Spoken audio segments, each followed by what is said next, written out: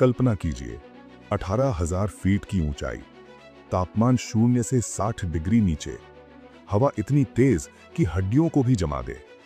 ये लद्दाख है, दुनिया की सबसे मुश्किल जगह। साल था 1999। इन बर्फीली चोटियों पर एक अजीब सा सन्नाटा था, लेकिन ये शांति नहीं थी, ये एक तूफान से पहले की खामोशी थी। एक ऐसा तूफान जिसकी आहट सुनाई दे चुकी थी, मगर किसी ने उस पर यकीन नहीं किया। आज हम उस फाइल के पन्नों को पलटेंगे जो धूल में दबी रह गई। हम उस सवाल का पीछा करेंगे जो आज भी इतिहास के सीने में चुभता है कि जब भारत की खुफिया agency research and analysis wing यानी रॉ को दुश्मन की हरकतों की भनक लग चुकी थी, तो फिर वो चेतावनी एक कड़े एक्शन में क्यों नहीं बदली? आखिर क्यों पूरे लद्दाख की सुरक्षा दांव पर लग गई? कहानी शुरू होती है 1998 की सर्दियों से। ये वो दौर था जब भारत और पाकिस्तान के बीच दोस्ती की नई उम्मीदें जाग रही थीं। फरवरी 1999 में प्रधानमंत्री अटल बिहारी वाजपेयी बस लेकर लाहौर गए। गले मिले, हाथ मिलाए, पूरा देश अमन के जश्न में डूबा था।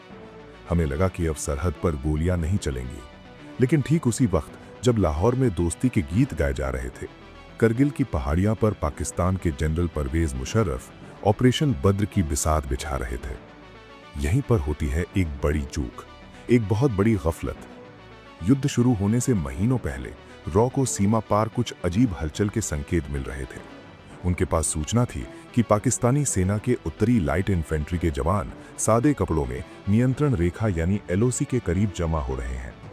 खुफिया रिपोर्ट्स में जिक्र था कि पाकिस्तान सीमा पार भारी हथियार और गोला बारूद इकट्ठा कर रहा है। रॉ ने अपनी रिपोर्ट में घुसपैठ शब्द का इस्तेमाल भी किया था, लेकिन यहाँ एक पेच था। इन रिपोर्ट्स को पढ़ा तो गया, पर समझा नहीं गया। सवाल उठता है क्यों? जवाब छिपा है धारणा यानी परसेप्शन में।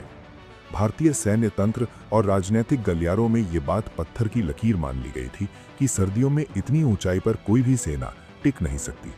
ये एक अलिखित नियम था कि सर्दियों में दोनों देशों की फौजें अपनी चौकियों को खाली कर नीचे आ जाती हैं। हमें लगा पाकिस्तान भी ऐसा ही करेगा। जब रॉ ने चेतावनी दी कि पाकिस्तानी रडार और रेडियो सिग्नल असामान्य रूप से सक्रिय हैं, तो उसे एक रूटीन एक्सरसाइज मान लिया गया। विश्लेषकों को लगा कि ये कुछ जिहादी घुसपैठिए हो सकते हैं, पूरी की पूरी पाकिस्तानी फौज नहीं। किसी ने सपने में भी नहीं सोचा था कि पाकिस्तान ने उन चोटियों पर कब्जा कर लिया है जिन्हें हम सर्दियों के भरोसे छोड़ाए थे। ये वो दौर था जब सूचना तो थी, लेकिन इंटेलिजेंस में कोऑर्डिनेशन नहीं था। एक टेबल से दूसरी टेबल तक फाइलें सरकती रहीं, लेकिन उन फाइलों में लिखी चेतावनी को मैदानी हकीकत से जोड़ने वाला कोई नहीं था। खुफिया एजेंसियों को लगा कि फौज सतर्क है, और फौज को लगा कि अगर कुछ बड़ा होता तो खुफिया एजेंसियां पुख्ता सबूत देती। इस भरोसे के खेल में दुश्मन हमारी सीमा के 10 किलोमीटर अंदर घुस आया। मई 1999 का पहला हफ्ता। ताशी नामग्याल नाम का एक स्थानीय चरवाहा अपने याक ढूंढने निकला था। उसने जो देखा उससे उसकी रूह कांप गई। बंकर बन चुके थे, काले कपड़ों में अनजान लोग हथियारों के साथ भारतीय चोटियों पर बैठे थे। उसने सेना को खबर दी। जब कैप्टन सौरभ कालिया और उनके साथी पेट्रोलिंग के लिए निकले और वापस नहीं लौटे, तब जाकर दिल्ली में खतरे की घंटी बजी। लेकिन तब तक बहुत देर हो चुकी थी। द्रास, काकसर, बटालिक और मुश्को घाटी, हर ऊंची चोटी पर दुश्मन का कब्जा था। स्थिति की गंभीरता को समझिए, ये सिर्फ घुसपैठ नहीं थी। दुश्मन नेशनल हाईवे 1A के ठीक ऊपर बैठा था। ये वो इकलौती सड़क थी जो लद्दाख को बाकी भारत से जोड़ती थी। अगर पाकिस्तान उस सड़क को काट देता तो सियाचिन और लेह में बैठे हमारे हजारों सैनिकों तक राशन और हथियार पहुंचाना नामुमकिन हो जाता। लद्दाख भारत के नक्शे से कट सकता था। ये एक खुफिया विफलता थी जिसने हमें सोते हुए पकड़ा। रॉ के शुरुआती संकेतों को बड़ा खतरा न मानकर सिर्फ स्थानीय उग्रवाद माना गया। इसी गलतफहमी ने दुश्मन को अपने पैर जमा लेने का वक्त दे दिया। वो बंकर बना चुके थे, रसद जमा कर चुके थे और हमारी सेना पर ऊंचाई से निशाना साधने के लिए तैयार थे। अचानक देश को एक युद्ध में झोंक दिया गया, एक ऐसा युद्ध जिसके लिए हम तैयार नहीं थे। हमारे सैनिकों को उन चोटियों को वापस लेने के लिए नीचे से ऊपर चढ़ना पड़ा, जहां दुश्मन पहले से मौत बरसा रहा था।